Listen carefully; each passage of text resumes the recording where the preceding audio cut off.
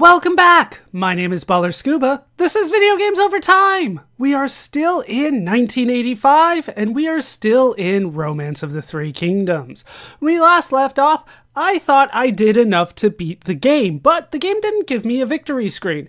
I have since worked pretty hard, as you can see here, to try to conquer the rest of China, to try to get a victory screen.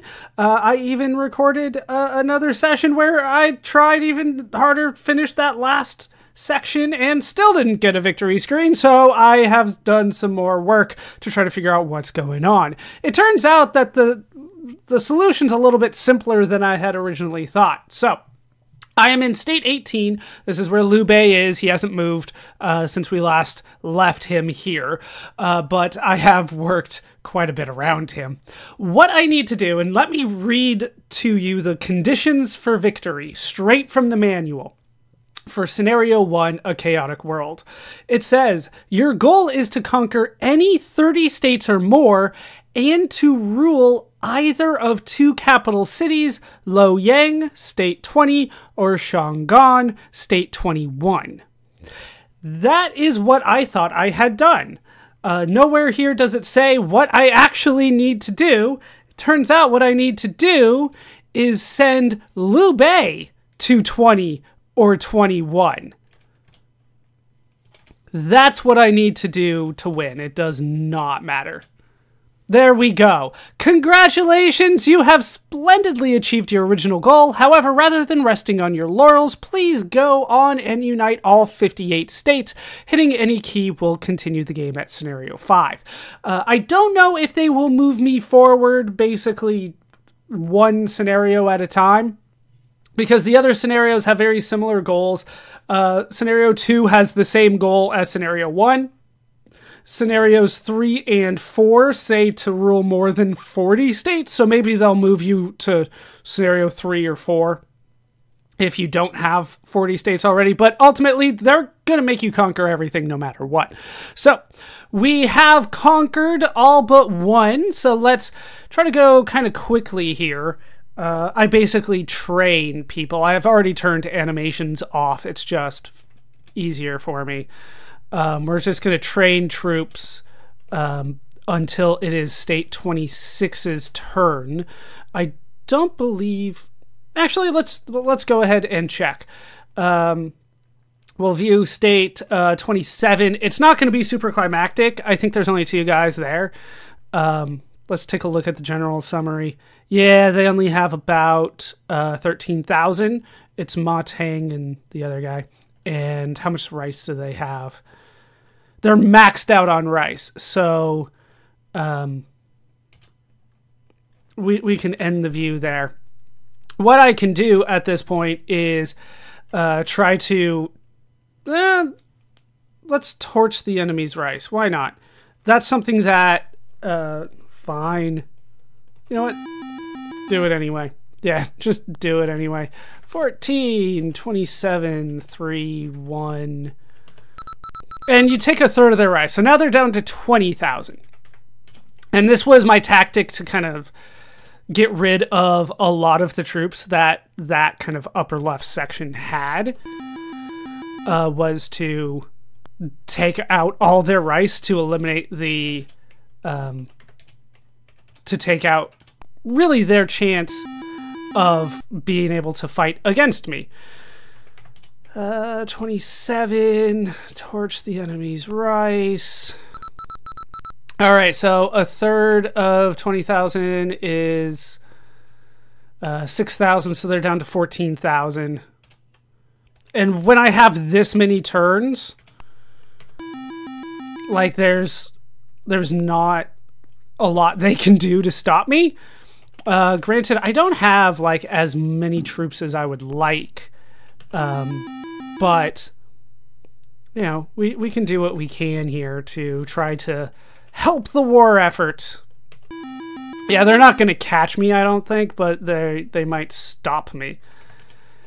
And when I have this many turns, it just eats up. All right, so 14,000 minus a third. I don't want to do the math anymore. It's just like they still have a ton. They still just have a ton. I think 25, I have some troops there that I can move, but otherwise we're just waiting for 26 to get its turn. And there's just a lot of randomness that goes into this game, and I'll talk about that more as we keep going, but yeah, Liru's good. Liru's good. Fine, I'll bust out a calculator. All right, so 14,000 times, let's do just 0.67. All right, times 0.67. They're down to about 6,000 rice, according to my math. Like, you really can do a number here. Yeah, Yuan Yin, he's not great. I should point out that I did have a couple interesting things happen while I was playing for like 10 to 15 hours, and then another... Oh, well, all right. Sweet. A little bit more than 4,000 is what they have left. I did have the peasants rebel. They killed Sun Gon in State 14, so I had to replace him. They took all his troops with them. Oh yeah, I have so many troops. Okay, it did not really matter.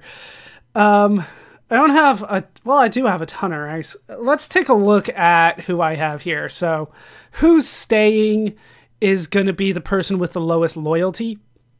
That looks like Yue Jin at this point. No. Ma Chao and Xiong Rong can stay. And then who has the least amount of troops? You always have to like check twice in these things. Jiling has a low amount, and that's good. So Ma Chao, Xianrong, Jiling. Everybody else, go to war. We have overwhelming forces here.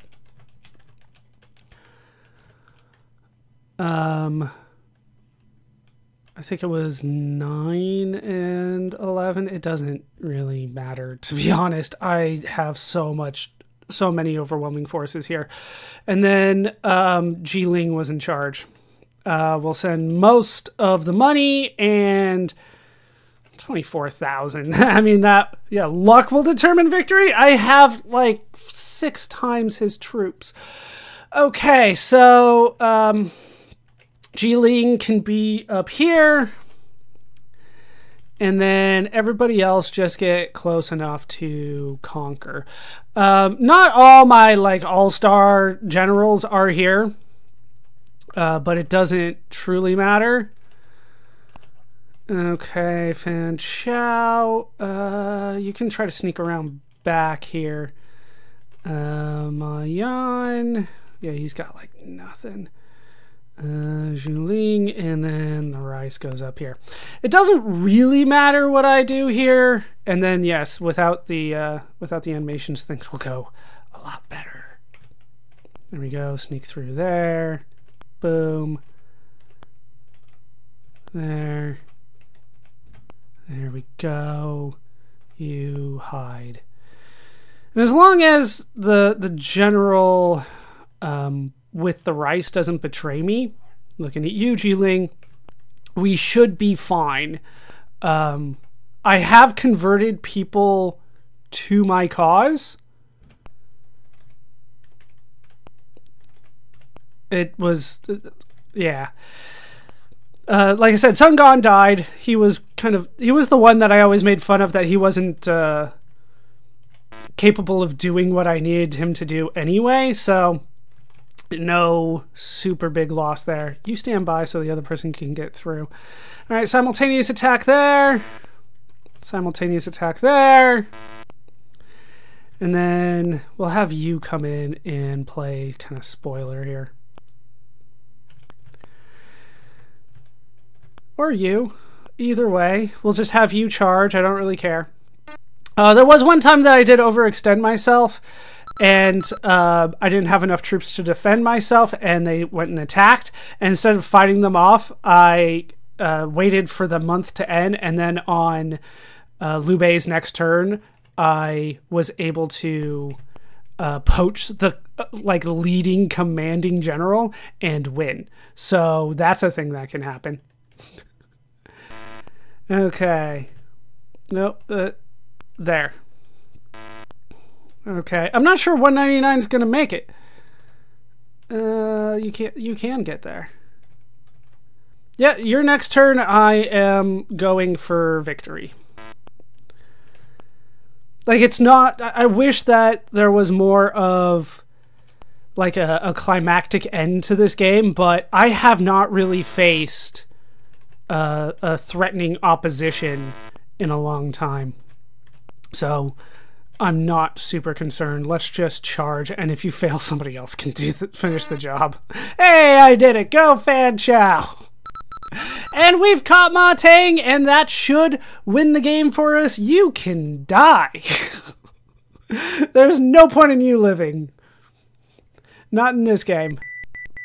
Alright, Ma Teng has died. He has died with no successor because there's nobody left, and I have conquered China. Liu Bei now holds sway over all China, and I got my victory screen. It took me like 20 hours extra to do it, but I got it.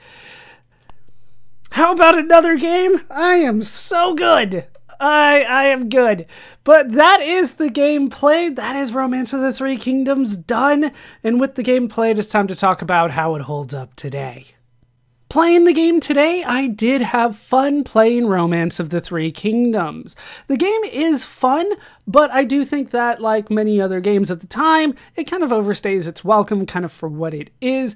I wish that the victory had come to me earlier for just the 30 states, and then they could just kind of assume that I would win from that point forward, because I will say that at the end of the last recording session where I kind of went through and tried to get the 30 states, when I kind of reload that save and started trying to conquer the rest of China, trying to get the victory screen, there was no real opposition. There was nothing particularly interesting other than a couple new mechanics showed up. Like I mentioned, the peasants revolted against Sun Quan and killed him. I was able to poach the attacking general when I had overextended myself, and I got not only the attack to stop, but I got hit that general and all the other generals all at the same time because I was able to defend and poach him. I think he had like 72 loyalty, and I was able to take him. Those were kind of the most interesting things that happened. I think at one point when I was in the middle of a fight, a general did get poached and converted over to my cause. But really those were mechanics that we kind of knew existed, but I had confirmation of while I was doing things off screen. Other than that, like, there was no force in the game that could stand up to me. Everything was not necessarily a cakewalk, but it was definitely downhill from what we had done. Once I had conquered Gray, I think that was Dongzhuo, it was pretty easy and just kind of, all right, let's just push forward from here. And that's the way that it went for the rest of my time playing the game. So ultimately, I felt like it overstayed its welcome simply because it just took so long to conquer all 58 states.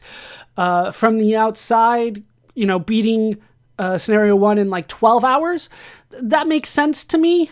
Granted, I could have done it faster if I knew more of the internal mechanics of the game, understood how the gold and the rice worked a little bit better, how poaching worked and stuff like that. I probably could have done it faster. I think 12 hours is what it took for me to beat Scenario 1 if I had known what to do with Liu Bei. But that seems about right. I like that. But, you know, to make it last like 25 to 30 hours, maybe I could knock it down to 20 on a second run if I, once again, know what I'm doing and play excellently or whatever. Maybe I can knock it down to 20 hours. That's a little bit too much for me for this game.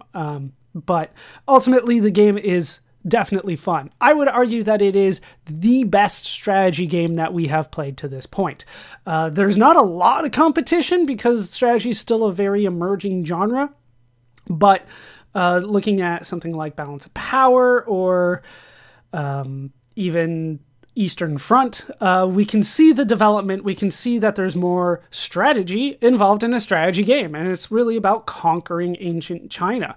And ultimately, I think there should be some balance changes. I think that it would be better if each general got their own turn instead of each state, because once you start expanding, and you need to expand pretty quickly, then it's a lot easier to start getting rolling because you have more turns than your opponent, right? If you have 20 states, you can do 20 different things and your opponent can only do like 1 or 2, even if they have the same amount of generals and they're all like clustered in one spot, then it doesn't work out for them because they can only get the 1 turn, even though they have all these generals. So I wish that generals were the way that the game was balanced. I understand that it would take a lot of rebalancing and kind of recalculating of how to deal with the entire game if you had each general have their own turn. But particularly when it was Liu Bei's turn, it just felt like it was so important that I needed to save and make sure it was successful so that I could try to poach a general or not necessarily authorize, but there was a lot that Liu Bei was the only person that could do.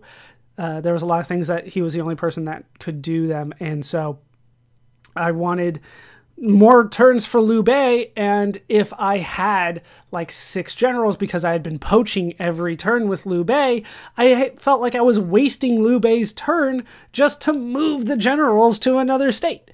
But that was part of the process. So that's why I kind of let them build up there, because I didn't want to have Liu Bei's turn be poach a general and then send the general off and then back and forth like that. I was like, all right, let's save up these generals and send them all out at once. But yeah, that was the main complaint that I had about the game, is that I wish it was rebalanced better so that it could go faster. Each general got their own turn. I wish there was a little bit more explanations in the manual. Those might be translation issues, especially the fact that they said you had to rule state 20 and 21. I felt like they should explicitly say rule with your master, because I felt like I was ruling it, just Liu Bei wasn't in the state, right? It's like saying that, you know, a country doesn't rule a city because it's not the capital city, right? The United States, I guess you could say rules is not really a modern term, but rules New York City, even though the capital is Washington, D.C., right? It's still in charge of it, but they specifically meant to have your master there, and I wish that was made much clearer. A lot of the issues that I have really with the game are not really of the game itself. I think translation errors are rampant, not only in the manual. I definitely caught a few things that I didn't agree with, and I felt like more information was needed. But also just kind of in general, the way that the Chinese languages are translated into the Western alphabet, I think needs a lot of work. I understand that I'm just one person and I can't change how things have been done for hundreds of years, but the way that a Q represents a CH sound, but there's also CHs, and an X and an SH are the same sound. I feel like it's supposed to be tonal differences, but I feel like that can be addressed with accent marks or like apostrophes. That, like, the way that the Chinese languages have been translated into Western languages over the years has made it very difficult to read those transliterated words, and we were presented with a ton of them this game, and it really made it sink in, like, I don't really know how to pronounce it.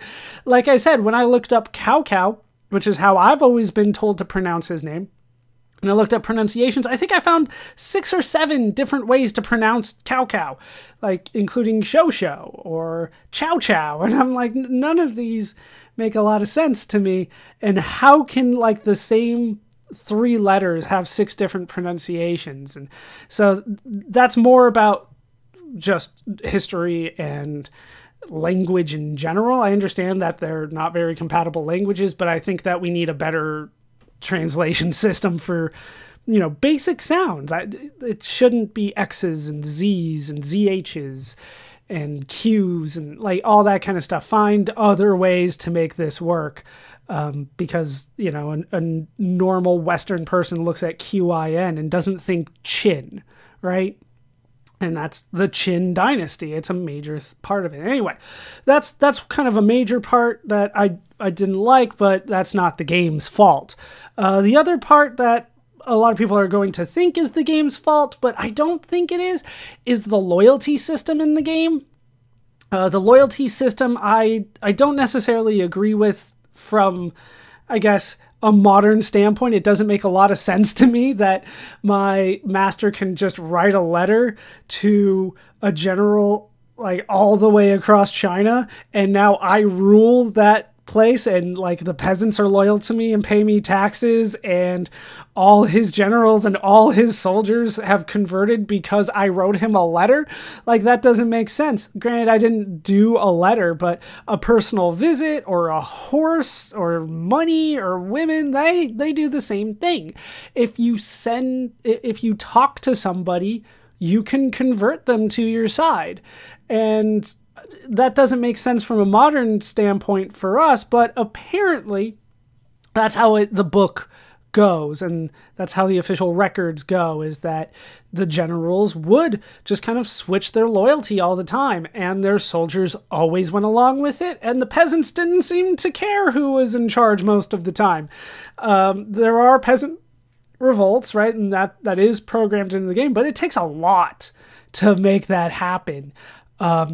I think I had several states off screen that had zero loyalty, and they still just didn't come for me. It was a random chance. The random chance in the game I wish was also better. These are starting to get into more kind of minor complaints, but the randomness of the game and the advice in the game. The advice I almost started ignoring completely, or started thinking that if they told me it was going to work, then I knew it wasn't. I would say that the advice was probably about 50-50 accurate, and that's not good. It's not good when you're only 50% accurate. That probably needs some work. I would love to see odds, just show me the percentage chance that I have. But once again, this is kind of, it's a developing genre. And so looking back at this game and seeing where it goes, it's easy to see, okay, this could be improved in this original version, but that takes time to develop, and a lot of people putting their eyes on strategy games. In terms of the graphics and sound, I think that the graphics are decent enough for what it is. I think that the artwork, the stills that you get are actually really good. The intro, even that victory screen was really nice at the end. Some of the little animations that they do were kind of nice, but they ate up so much time that I just turned them off. But ultimately, the game itself, the graphics are basically just what suits the game. It's not necessarily above and beyond. It's not great. It doesn't really stand up all that well because it's really not that interesting. It's, generic terrain and just numbers and names and stuff like that. It's not necessarily a lot, but a lot of the game's depth comes in text form, so you don't need a lot of graphics. But what graphics they did have were good. The sound was bad. Once again, we're just kind of back to beeps and boops, and I don't like that. There's no music or anything. For whatever reason, they wanted sound on the fighting, which makes sense. It's important, but it's a lot of beeps really quickly. The sound does not hold up well, but it's such a minor part of the game. I think it's easily overlooked. If, in a couple weeks, if you ask me if the game has sound, I probably would say it doesn't, just because there's so little sound. It's more sound effects than anything else. And probably for a game of this length at this time, that's probably the right way to go. In terms of replayability, I think that the game is replayable.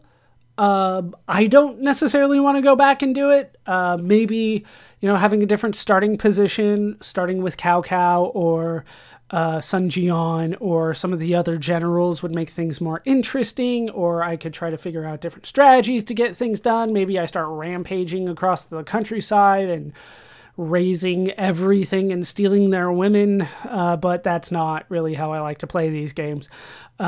For me, I'm probably not going to go back to this one, and ultimately, in terms of recommending the game, I think this is one that can be skipped.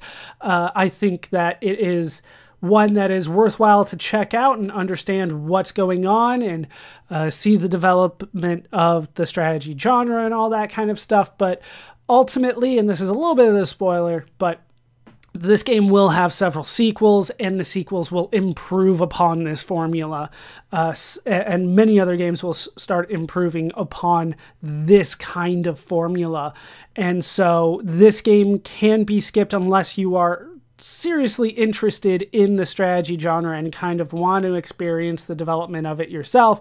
This is one that if you watch somebody play it, you get a good sense of what's going on, even though at the end of it, I feel like there's still some mechanics of the game that I didn't fully understand, but I understood enough to be able to beat the game, and that's kind of what I wanted. You could try experimenting around a little bit more to figure out, what makes a good leader of a state? Is it charisma? Because intelligence wasn't it. Is it more of their health? Is it more of that kind of thing? Or the power? I don't know. But, there's a lot of things that I felt I kind of understood but didn't have a full grasp on, and this game was particularly hard for me to find good information on. I've mostly found information on the sequels that was not very helpful. But ultimately, this is not necessarily a game I would recommend people to go back and play unless this is already a game that's on your radar. You're not going to be super disappointed playing this game, but it's not necessarily one that should make your list if it's not already there. And that's my modern take on the game. When the game was released, it was popular. It became a bestseller in Japan. It was also reviewed well by critics. The game was seen as a great historical simulation and was praised for its depth and the player's ability to achieve their goals in several different ways. Romance of the Three Kingdoms would see ports, re-releases, and sequels. We will keep an eye on these as we continue. As for Koei, the success of another historical strategy game would keep the company creating video games. We will hear from Koei again as well. That will do it for the story of Romance of the Three Kingdoms for now. My name is Baller Scuba. This has been Video Games Over Time. Thank you so much for watching, and I hope to see you in our next video when we sing a tale.